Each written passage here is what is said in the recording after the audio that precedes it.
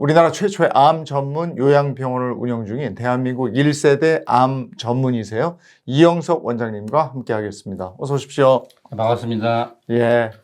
암을 전문으로 진료하시고 이러니까 암 환자들을 많이 만나보셨을 텐데 환자들이 가장 충격받을 때가 암 진단 최초로 받았을 때인 것 같아요. 그러니까 암 선고 받았다 이렇게 얘기하는데 그렇죠. 그때들 뭐 반응이 어떻습니까 주로? 처음에 이제 암이라 그러면은 처음에 다 부인을 해요. 내가 뭐 아프지도 않고 뭐 네. 밥도 잘 먹고 운동도 잘하는데 무슨 암이야? 여기 돌팔이네. 이렇게 생각을 많이 하죠. 그래서 이제 계속 검사를 진행하거나 또 병원을 딴 데 또 가봐요. 네. 그럼 거기서도 암이다 그러면 여기도 돌팔이네. 뭐 이렇게 되는 거죠. 그러다가 이제 진짜 암인가 보다 그러면 처음에는 좀 화가 나는 거죠. 내가 뭘 잘못했다고 저기 나쁜 놈들 많은데 이제 화가 나는 그런 상태고 제일 환자들이 화를 내는 건 그거 같아요. 내가 내 상태에 대해서 제대로 몰랐다. 누구도 나한테 제대로 설명을 안 해줬다. 뭐 그렇게 얘기를 하는 게 이제 환자들이 제일 섭섭하고 화가 나는 거죠. 처음에 이제 저도 건강검진해서 뭐 위에 조그만 게 발견이 됐다 그래서 수술했는데 그때는 이제 왜 아까 말씀하신 것처럼 나한테 왜 이러지? 왜 이렇게 일찍 그것도 그런 생각을 하는데 재발이 됐을 때는요 하늘이 무너지는 것 같을 것 같아요. 그럼요. 네, 이거 내가 고칠 수 있을까 이런 생각이 들 것 같은데 이게 자각 증상도 별로 없기 때문에 전조 증상 없이 발견되는 암들이 많잖아요. 뭐 대부분 그렇다고 뭐 봐야죠. 그래서 사람들이 착각하는 게 증상과 징후를 혼돈하는 거죠. 내가 아픈데 없고 밥 잘 먹고 운동 잘하면 나는 건강하다. 그래서 다들 그래요. 나는 감기도 한 번 안 걸려봤다. 난 의료보험 왜 내는지 모르겠다. 병원에 한 번도 가본 적이 없다. 그런 분들이 거의 대부분이죠. 그러니까 야 나 멀쩡해서 들어갔는데 진짜 환자 됐어. 맞아요. 이렇게 얘기를 해요. 맞아요. 근데 전조 증상도 없고 통증도 없고 이러니까 그 초기에 발견하고 이러려면 정기적으로 정기 검진 받는 게 참 중요할 것 같은데 근데 작년에 건강검진 했는데 아무 이상이 없었는데 올해 갑자기 무슨 3기라고 그러고 막 이러면 황당하거든요. 그렇죠. 그렇게 갑자기 암이 크게 퍼질 수가 있는 겁니까? 환자들이나 일반인들이 잘못 알고 있는 게 몇 개 있는데 그 중에 첫 번째가 이제 병과 증상을 혼돈하는 거지. 병은 반드시 증상이 나타날 거야. 암은 엄청난 증상이 나타날 거야. 그래서 내가 알 거야. 이게 잘못된 거고. 그리고 또 병원 가서 검사하면 확진이 되는지 알아요. 근데 실제로는 이제 암의 경우에 뭐 처음에 내시경도 하고 초음파, CT, MRI, 펫 뭐 이렇게 하지만 결정적인 정답은 조직 검사잖아요. 근데 이제 수술하는 암 환자는 조직 검사를 3번 해요. 수술해서 드러낸 조직을 가지고 3번째 하는 조직 검사가 이게 이제 정답인데 이 조직 검사만 하더라도 이 3번의 결과가 같은 사람보다 다른 사람이 많아요. 수술 들어가기 전에는 이 초기고 뭐 CT상에서 뭐 전이도 안 됐으니까 2시간 만에 나올 겁니다. 그런데 5시간인데도 안 나와. 그러면서 이제 나중에 보니까 이게 어디로 전이 갔다는 둥 이렇게 이야기를 하는 거죠. 그래서 환자들은 거기서 또 상처를 받는 거죠. 전조 증상이 없는 암. 그래서 증상이 있으면 더 경각심을 가질 텐데 증상이 없으니까 이건 그냥 하늘의 뜻인가? 이러고 말기도 하는데 그러기엔 너무 답답하잖아요. 그렇죠. 경각심을 요 정도 증상이 오면 경각심을 가져야 된다. 아니면 내 생활 습관이 이 정도면 암 준비를 해야 된다. 어떻게 보면 이런 징조들이 있습니까? 특히 여자분들의 경우에는 우리나라 여자분들은 다 자기가 뚱뚱하다고 생각해요. 40kg가 나가든 60kg가 나가든 다 뚱뚱하다고 생각하고 다이어트를 하는 거예요. 그러면서 막 물론 이제 다이어트에 성공을 해가지고 이제 뭐 4, 5kg, 7, 8kg를 빼면은 그 중에 뭐 10명 중에 9명 이상은 다 다이어트에 성공한 건데 그 중에 한 분은 이제 암이었기 때문에 살이 빠지는 경우가 왕왕 있습니다. 그래서 특별한 원인이 없어. 특히 내가 다이어트도 안 했는데 뭐 예를 들어서 한 6개월에 몸무게 10% 이상이 감소가 된다든지 아니면 이제 또 대변이나 소변이 원활하지가 않아. 예를 들어서 뭐 갑자기 변비가 너무 오래 지속된다든지 아니면 설사가 오래 지속된다든지 아니면 변이 자꾸 가늘어진다든지 또 이제 뭐 소변 보기가 힘들다든지 뭐 절박뇨가 나타난다든지 뭐 이런 경우 또 그리고 이제 유방암의 경우에는 이제 환자들이 대부분 요즘 여성분들은 자가진단 하잖아요. 생리 전후에. 그래서 이제 뭔가 만져지면 이제 유방 검사를 하러 가면은 글쎄 한 20, 30명 중에 한 명만 암이고 나머지는 전부 다 양성 종양이죠. 그러나 이제 유방의 종양이 만져지지만 이게 점점 커진다든지 아니면 이제 그 유방의 피부가 자꾸 거칠어진다든지 아니면 유두가 함몰된다든지 특히 유두에서 분비물이 나오는 경우에는 안 좋을 경우가 많아요. 이럴 경우는 이제 빨리 가서 검사하셔야 됩니다. 살이 갑자기 찌는 거는 관계 없습니까? 빠지는 거하고는 관계가 있는 것 같은데. 이제 그런 게 있는데 유방암, 그리고 남자들은 전립선암, 그리고 남녀공이 대장직장암은 자꾸 살이 찌는 사람들이 많이 와요. 그래서 병원에 가서 뭐 위암, 뭐 자궁경부암, 폐암, 간암 센터 가면 다 빼짝 말라 있어요. 그래갖고 자꾸 살찌라 그래요, 의사 선생님이. 근데 아까 말한 이제 유방암이라든지 전립선암이라든지 이런 데 가면 뚱뚱한 아줌마 아저씨들이 왔다 갔다 해요. 특히 전립선암은 대부분이 한 50대 사업하고 술 좋아하시고 고기 좋아하시고 비만한 분들이 많이 오죠. 그래서 암 중에서 아까 말씀드린 유방암, 전립선암, 대장암은 비만한 사람한테서 올 가능성이 많고 그래서 이분들은 이미 대사증후군이라고 그러죠. 비만하면서 뭐 고지혈증, 고혈압, 당뇨가 같이 와 있는 경우가 상당히 많습니다. 근데 암에 이제 걸렸다. 뭐 이렇게 가서 건강 검진했는데 암입니다 하면 야 내가 사는 이 동네에서는 안 되겠다. 빨리 서울에 큰 병원 가자. 대부분 이렇게 생각하고 뭐 우리 빅3 병원이라고 얘기하는 이곳에 아는 사람 통해서 뭐 예약을 하든지 원장님은 이런 그 세태에 대해서 어떻게 생각하십니까? 암은 예를 들어서 의사 선생님마다 비방이 따로 있지가 않아요. 그러니까 예를 들어서 NCCN 가이드라인이라고 있어요. 그 치료를 이제 정하는 학회인데 예를 들자면 그래서 사다리꼴로 결정돼 있어요. 이 검사에서 이렇게 나오면 그 다음에 이 검사하고 그 다음에 이 검사 사다리꼴로.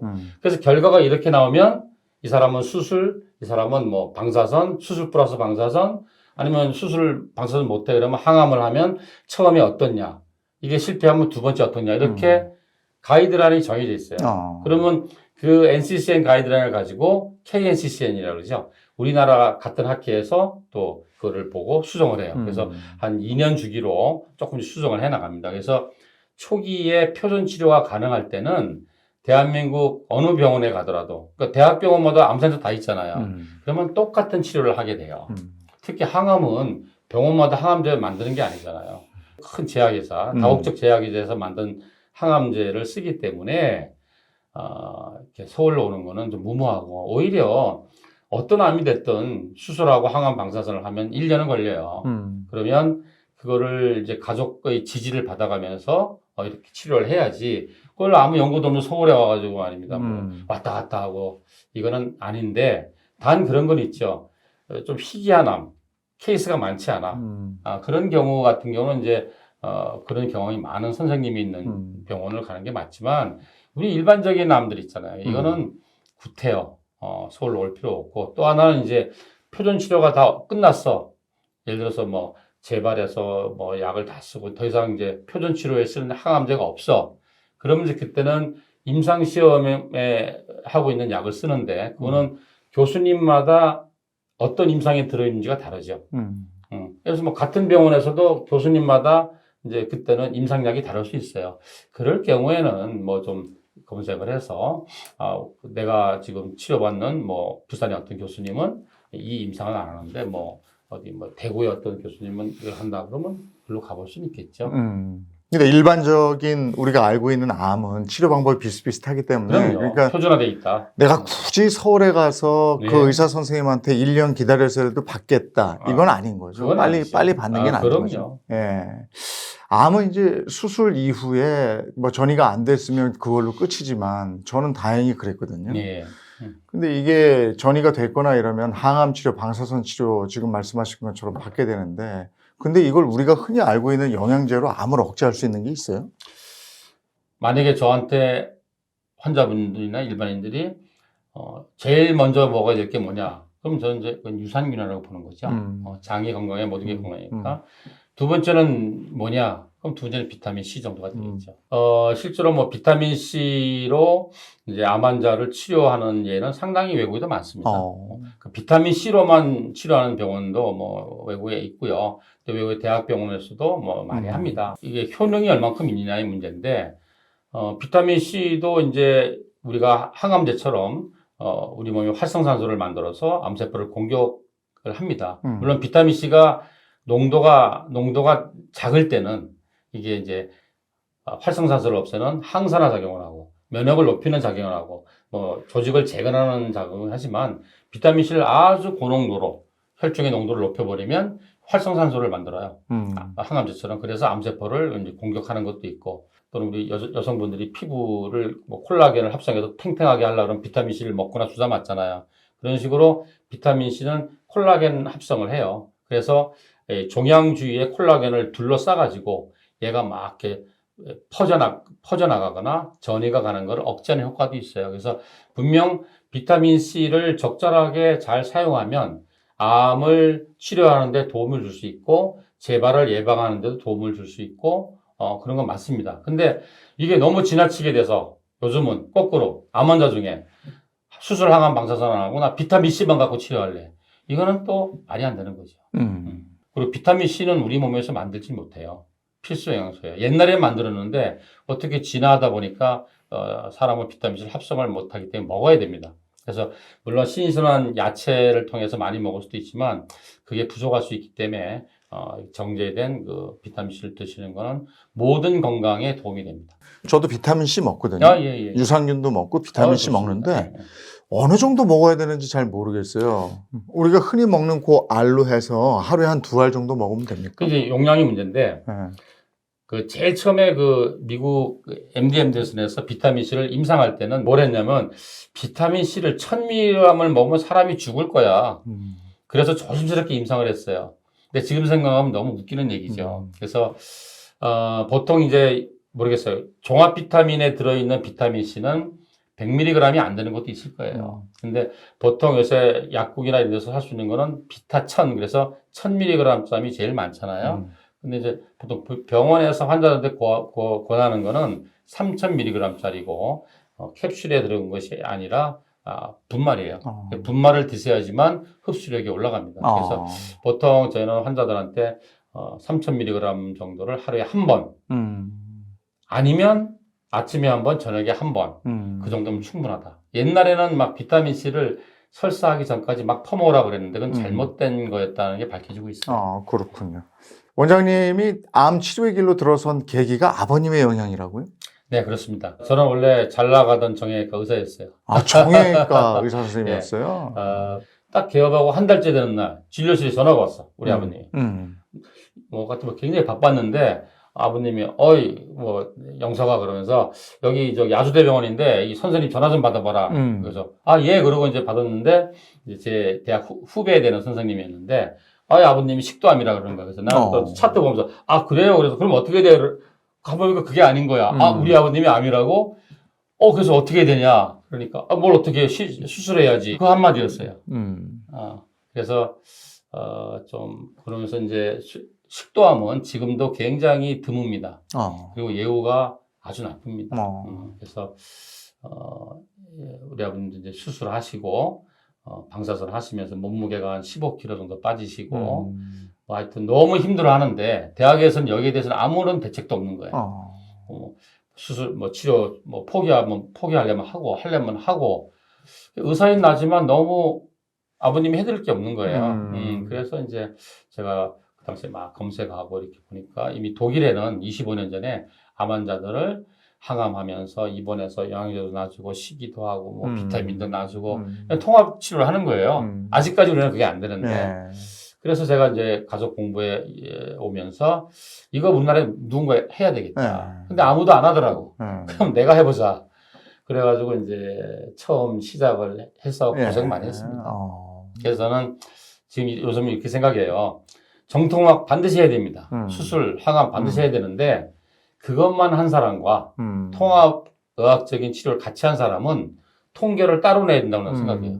이제 한 20년 되니까 저도 통계가 많이 잡히잖아요. 네. 그러니까 이게 수술하고 항암만 한 사람과 또 수술의 노력을 같이 하는 사람은 이게 남은 기간의 삶의 질이 다르고 또 그 라이프 스판이 길어진다. 그래서 이거는 조금 좀 체계적으로 국가적인 차원에서 해야 된다. 이런 생각을 좀 많이 하고 있습니다.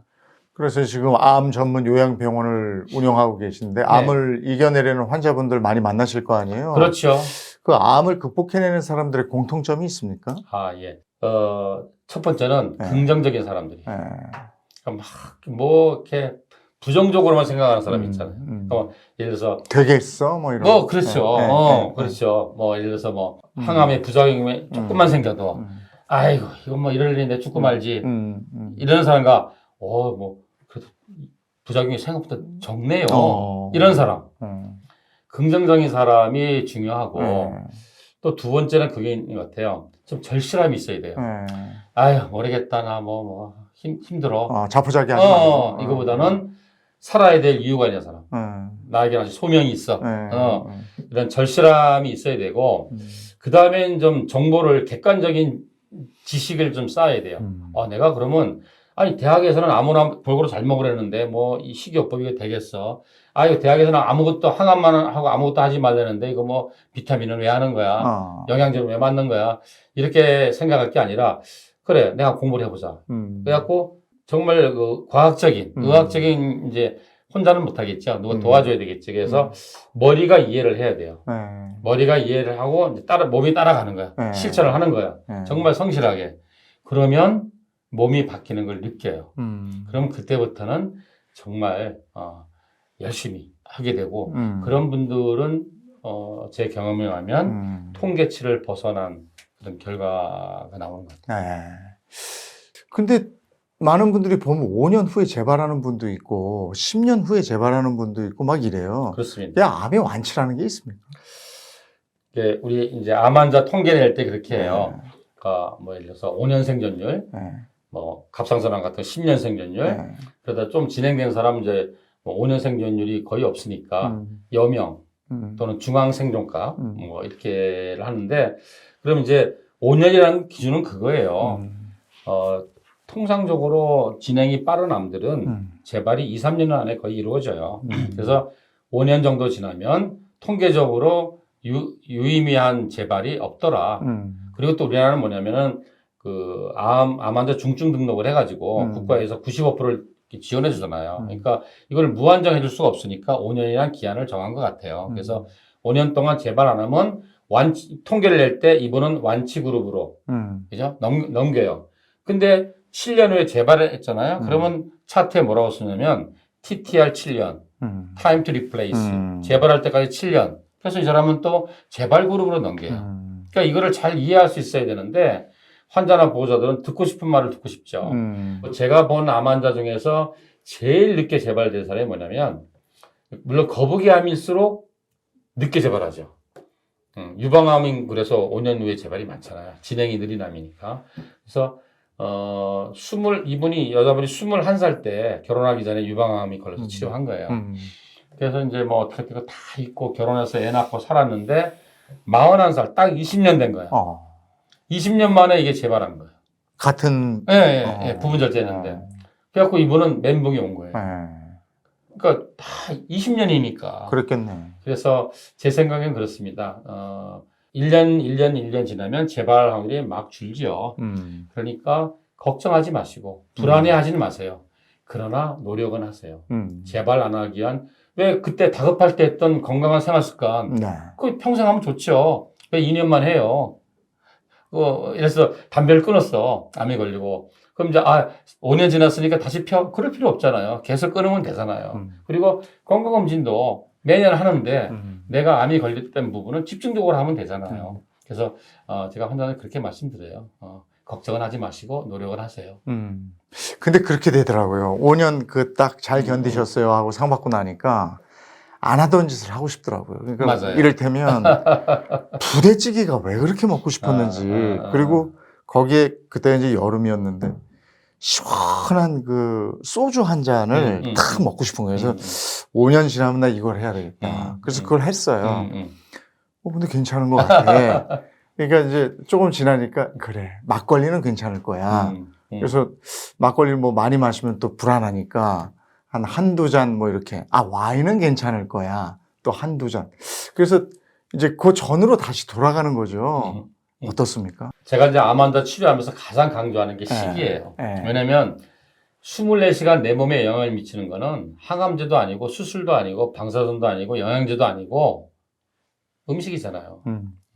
그렇잖아요. 그래서 이제 저는 이렇게 얘기해요. 이제 환자분들이 그런 얘기 많이 해요. 원장님, 저 진짜 5년 동안 원장님 먹지 말라고 한 번도 안 먹었는데 이번에 진짜 오래간만에 가족들하고 해외여행 갑니다. 가서 와인 딱 한 잔 먹으면 안 될까요? 제가 그래요. 당신이 이제 그동안 치료식을 했잖아요. 이제는 유지식을 하는 거예요. 그죠? 그 다음에 이제 건강식을 하는 거죠. 그래서, 당연히 3년 동안은 진짜 100%를 했다 그러면, 이제는, 20%는 자유롭게 먹어도 된다. 그럼 이제 예를 들어서 우리가, 일주일에 한 20끼 정도 밥을 먹잖아요. 그럼 20%면 4끼야. 4끼 정도는 먹고 싶은 거. 편하게 먹어라. 그렇게 해도 이분들이 완전히 나쁜 거 있잖아요. 그건 안 먹어요. 불안하거든. 그리고 이제 몇 년을 싱겁게 먹었잖아요. 그러면 일반인들이 느낄 때 조금 짠 걸 먹으면 토해요. 그래서 그때쯤 되면 그렇게 걱정 안 하시고 그때는 치유식에서 유지식에서 건강식으로 넘어가시면 됩니다. 그러니까 너무 참지는 말고. 그럼요. 한 20% 정도의 여유를 가지고 있어라. 그리고 운동도 중요하잖아요. 그렇죠. 운동을 어떤 분들은 좀 땀을 좀 쫙 빼는 운동을 좀 해라. 어떤 분들은 유산소 말고 근육 운동도 해라. 뭐 이러는데 어느 정도 강도의 운동을 하면 좋습니까? 근데 사실은 암 환자분들이 다 암 걸리면 이제 건강한 거 먹고 안 하던 운동하고 그래요. 근데 운동을 어떻게 하냐면 너 암 환자인데 무리하면 안 돼. 그래갖고 산보를 해요. 그는 힐링이지. 스트레스가 풀리고 배우자하고 도란도란 이야기 나누면서 뭐 강변을 걷고 이거는 그냥 산보예요. 그렇게 하면 안 되고 암 환자일수록 일반인보다 더 강도 높은 운동을 해야 돼요. 그러니까 예를 들자면 자기의 맥시멈이 이거다. 예를 들어서 뭐 팔 근육이든 다리 근육이든 심폐 기능이 이거이면 일반인 보통 60, 70% 하라 그러거든요. 근데 암 환자는 7, 80% 하라 그래요. 근데 물론 처음에는 맥시멈이 이거였어. 그러니까 요만큼 하는데 1년 후에는 맥시멈이 이만큼이니까 이만큼 하게 되는 거죠. 그리고 반드시 근력 운동을 하셔야 돼요. 그러니까 이 암 환자분이 특히 이제 항암을 오래 하는 분은 이렇게 단백질 소실이 많기 때문에 근육에 있는 단백질 자꾸 빼와요. 그래서 근육이 근감소증이 생기는데 지금 최근 의학계 화두 중에 하나가 근감소증이에요. 아직 확실하게 치료 프로토콜을 만들어지지 않았지만 그래서 근육 운동을 반드시 하셔야 돼요. 심폐 근육만 하는 게 아니라 그래서 조금 더 강도 높은 운동을 점점 해나가셔야 돼요. 암이 걸렸던 분들은 요런 거는 빠지지 말고 좀 드세요 하는 건 지난번 시간에 이제 비타민 C 말씀해 주셨는데 그거하고 곁들여서 요런 거는 빠뜨리지 말고 좀 꼭 좀 드세요 하는 건 뭐가 있어요? 그러니까 많이 먹어야 될 게 있죠. 신선한 야채. 신선한 야채. 그러니까 뭐 세계보건기구에서 일반인을 상대로 한 음식 피라미드에도 제일 밑에 있는 거 하루에 5접시 이상 먹으라는 게 신선한 야채예요. 그러니까 야채를 많이 드세요. 그 안에는 많은 좋은 성분들이 있죠. 많은 파이토케미칼, 항산화제, 비타민, 미네랄, 뭐 항암 성분이 다 들어있기 때문에 야채를 많이 드는 하고 나 야채는 써서 맛없어 못 먹는데 과일은 많이 먹어. 근데 과일은 색깔별로 조금 드셔야 돼요. 왜냐면 과당이 당이 높기 때문에 인슐린 장성을 만들기 때문에 당뇨나 대사증후군이나 아니면 암 환자한테 이롭지 않아요. 그래서 일반인도 마찬가지예요. 과일을 많이 먹는 건 바람직하잖아요. 종류별로 제철 과일을 조금씩. 그러나 야채는 많이. 알겠습니다. 마지막으로 암으로 투병 중이신 분들이나 아니면 또 환우분들한테 이런 삶을 살아가세요라고 당부드리고 싶은 건 뭐가 있어요? 휴스턴에 가면 MD 앤더슨이라고 가장 큰 암센터가 있는데 거기 현판에 뭐라고 돼 있냐면 Living with Cancer라고 돼 있어요. 그리고 그 밑에 보면 Cancer without disease. 암과 같이 살아가고 뭐 고혈압처럼. 그러나 암은 있지만 나는 환자가 아니야. 그렇게 해서 일단 걱정하지 마시고 강조하지만 노력을 열심히 하시고 그러면 이제 긍정적인 에너지가 나와요. 그렇게 하고 저는 이제 크리스찬이에요. 네. 그래서 우리 환자들한테 항상 제가 기도하고 이렇게 성경에 이런 말이 있습니다. 그 잠언에 마음을 지켜라. 마음이 무너지면 몸은 금방 무너집니다. 또 그날의 괴로움은 그날로 족하다. 내일 일은 내일이 걱정한다. 그래서 막 제발하면 어떻게 그렇게 하실 필요가 없기 오늘 하루를 기쁘고 즐겁게 그렇게 지내시는 게 가장 좋은 삶이 아닐까 그렇게 생각합니다. 걱정해서 걱정이 없으면 걱정할 일이 없겠네. 이런 말도 있잖아요. 제가 그런 말이에요. 왜 걱정을 미리 땡겨서 이자까지 하느냐. 예, 오늘은 1세대 암 전문의 이영석 원장님과 함께 암에 대한 얘기 그리고 치료 이후에 어떤 삶을 살아야 하는지 얘기를 나눠봤습니다. 오늘 함께 해주셔서 고맙습니다. 네, 감사합니다.